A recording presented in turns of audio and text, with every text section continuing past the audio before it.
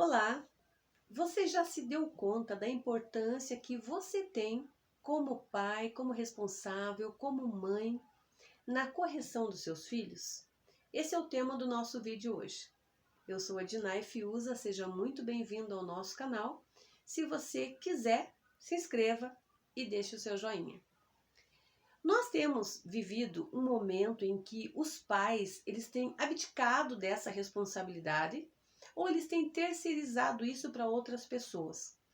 Mas a verdade é que a responsabilidade da correção, do ensinar e do educar os nossos filhos é nossa.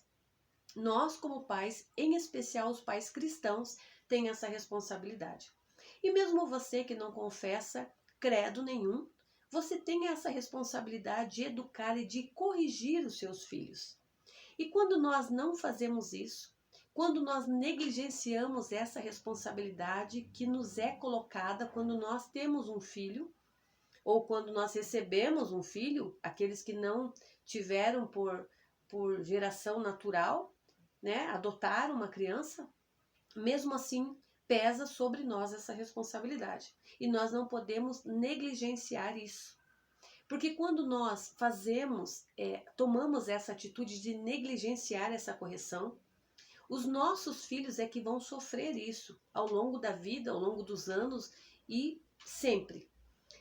Eu vou citar um texto e uma história da Bíblia que fala de um pai que deixou de corrigir os seus filhos. E por conta disso, eles vieram a morrer. Eu aqui não estou querendo te assustar e nem usar a Bíblia para isso, não é minha intenção. Mas eu queria apenas respaldar a minha palavra num texto bíblico que é o que eu acredito. As crianças hoje precisam, não só hoje, sempre precisaram de orientação. Nós, quando criança, precisávamos de orientação. Os nossos pais eram a nossa direção. E o meu pai foi a minha direção até o tempo em que ele viveu. Ele sempre foi a minha direção. Eu já era avó e ainda assim eu ligava para o meu pai com algumas questões e perguntava: pai, o que o senhor acha disso? E ele, na sabedoria dele, de 88 anos, ele me dizia: olha, eu acho melhor você fazer assim. Porque ele era a minha direção. Ele era o meu ponto de referência. E nós, como pais, nós precisamos ser para os nossos filhos essa referência. Porque se você deixar de ser a referência para os seus filhos, eles vão buscar outra referência. E às vezes essa referência que eles vão encontrar não é boa. Talvez essa direção que eles vão encontrar em outro lugar, seja um amigo, seja em tantas outras coisas, eles podem vir a se perder. E o texto vai dizer em 1 Samuel sobre a vida de um sacerdote. O sacerdócio era algo muito sério. Para ser um sacerdote, era escolhido a dedo, eram famílias que eram escolhidas. Eu não vou entrar nisso agora, eu vou apenas contextualizar a história dele. O Eli era um sacerdote muito bom, serviu a Deus no templo muito tempo, mas os seus filhos não seguiram os caminhos de Eli. E filho de crente não é crentinho, tá? Então, se o pai é cristão e o filho vai na igreja com o pai, às vezes vai por um tempo, pela idade, porque o pai leva, isso não quer dizer que ele seja um crente depois.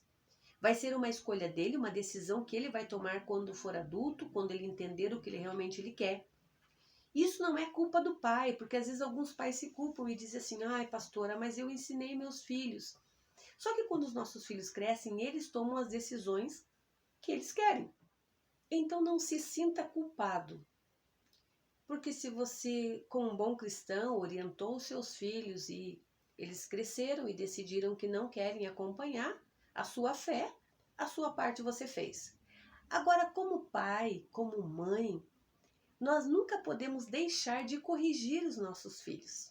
E eu não estou dizendo em entrar na vida deles pessoal, quando são adultos, né? Que já não nos cabe mais isso. Eu já fiz um vídeo falando sobre isso. Mas sobre a correção ou a orientação aos nossos filhos, isso será para sempre, enquanto vivermos, enquanto estivermos aqui, nessa representação de pai e de mãe, nós temos essa responsabilidade sim e não podemos negligenciar. Neste caso aqui da história, o sacerdote tinha os seus filhos que, por ordem, do costume da época, seriam os sucessores do seu pai. Só que esses jovens, eles não gostavam do sacerdócio, pelo menos eles não viam o sacerdócio como deveria ser, com zelo, com santidade, com obediência. Eles não queriam isso para eles. E o texto, a história vai dizer que eles faziam coisas horríveis, o que não era para fazer, porque existia toda uma regra, existia toda uma cultura que envolvia aquilo, e esses filhos de Eli não faziam isso. Só que o pior da história não era só os jovens fazerem isso. Na verdade, eles não eram tão jovens assim, né? Mas era o pai saber e não corrigir. Porque no texto, há um momento em que vem um profeta até o sacerdote Eli e fala assim: olha, você não corrigiu os seus filhos. Você devia ter falado para eles. E na verdade ele sabia, até falava, mas não era de se impor muito. Eu acredito que Eli pensava assim: eles já são homens, como que eu vou falar para eles? Como que eu vou falar? Eles não querem me obedecer mais. Porque a Bíblia vai dizer que ele já era velho, Eli já era velho. Então seus filhos também não eram tão jovens assim, não eram adolescentes. Mas o que nós precisamos entender é que se eu olhar alguém na rua, ou em algum lugar muito perigoso, ou alguém que eu não conheça, e eu ver que aquela pessoa está em risco, qual que é o nosso impulso primeiro? Pelo menos é o meu. Quando eu olho alguém em risco, a minha primeira ação é tentar falar para ela: olha, muito cuidado, você vai cair aí, vai bater. Ou às vezes a gente até grita, né, na hora que vê: meu Deus, o que está acontecendo? Cuidado, né? Essa é a nossa reação natural, porque nós temos esse instinto natural de proteção. E como pais, muito maior ainda. Então, se eu consigo ver alguém correndo um risco de morrer, de acontecer um acidente, de se machucar, e eu faço isso por alguém que eu não conheço, eu não vou fazer para o meu filho. Eu não vou fazer para aquele que eu amo, que é parte de mim. Então Eli, como sacerdote, não apenas como sacerdote, mas como pai, ele deveria ter chamado seus filhos e falado: ainda que vocês não queiram me ouvir, eu vou falar para vocês. O texto vai dizer que ele falou algumas vezes e diz que os jovens não queriam ouvir, os filhos não queriam ouvir. Só que é uma outra citação que o próprio Deus fala assim: você honrou mais aos seus filhos. E quando ele fala isso, eu entendo assim: ele deixou de falar coisas que era para falar para não ofender. E é nessa parte que eu queria chegar. Como pais, e quando nos cabe essa responsabilidade, nós precisamos ser, sim, firmes e falar a verdade. Porque o falar a verdade aos nossos filhos sobre o risco que eles correm, isso pode poupar a vida deles. E lembra lá no início que eu falei que nós somos a referência dos nossos filhos? E nós temos que ser a voz para os nossos filhos também.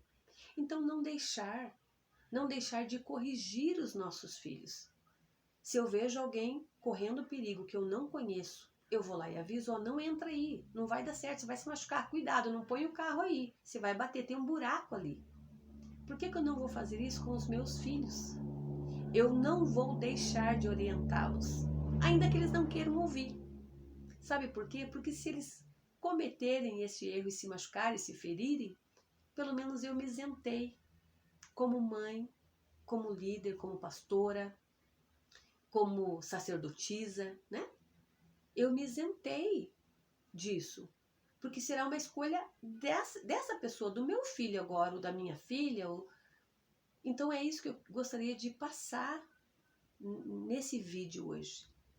Não negligencie o teu papel de pai, de mãe.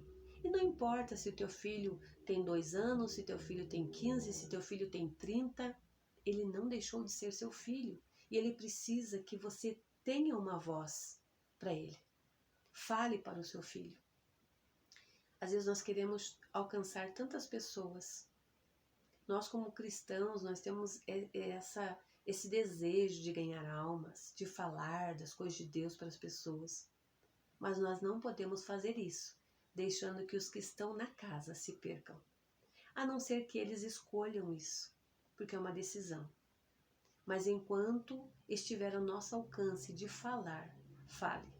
A tempo e a fora de tempo. Corrigir os nossos filhos, não importa a idade deles, pode livrá-los da morte. Fica bem, que Deus te abençoe e até o próximo vídeo.